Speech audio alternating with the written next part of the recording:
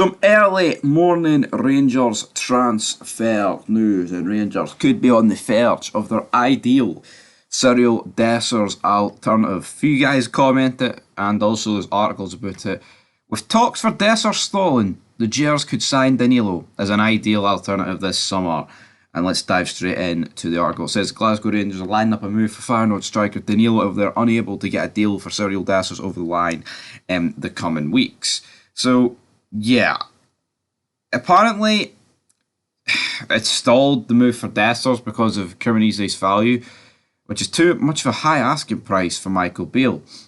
And then you look at this guy, Danilo, and you've got an equally as high transfer fee, if not more. So what are we doing? Why? It's not like we're trading Dessers for a guy that's going to join us on a free, or a guy that's going to cost like a third of what his price is. It looks like this Danilo guy, well, it doesn't look like, he is younger, and his market value is about 6.5 million. So how are we going to be able to get this guy for cheaper than Dessers? To me, this just screams fake news, and I don't understand where this is coming from, to be honest.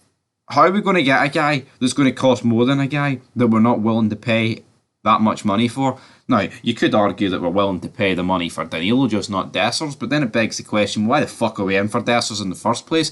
If Beale's so interested in Dessers, then surely we should be paying the money to get him in. I understand you don't want to get robbed in these markets, but Jesus Christ, guys, it's very confusing that we're switching a deal for another guy who's going to cost more. It really is. But anyway, let's look at this guy's stats. Let's look at the stats. So, of course, he did spend a few years in the Eerste Divisie. He did play 51 games, 31 goals, which it could be worse. I mean, that was for Jong. Ajax, going to assume that is Dutch for young or junior or something. I don't know. But then he obviously got the call up to the main team. So in 1920, he played 3 games and got 1 goal, across the season. He then spent the 2020-21 season on loan, in which he played 34 games and grabbed himself 17 goals. So if you can do simple math, that's a goal every 2 games. That's a pretty good return, and that's not factoring in assists, so that's really good. He then went back to Ajax for the 2021-22 season, in which he scored 2 goals in 13 league games, 6 goals in 3 cup games, and he ended the season with 8 goals in 17, being helped massively by the fact he got 6 goals in the cup games. But I'm willing to bet that most of these games for Ajax were not coming from the bench. Were coming from the bench, sorry, so there's that. Then he got a big move to Feyenoord, in which last season he played 47 games, only grabbing 14 assists. So his most prolific season, obviously, was the 20 season.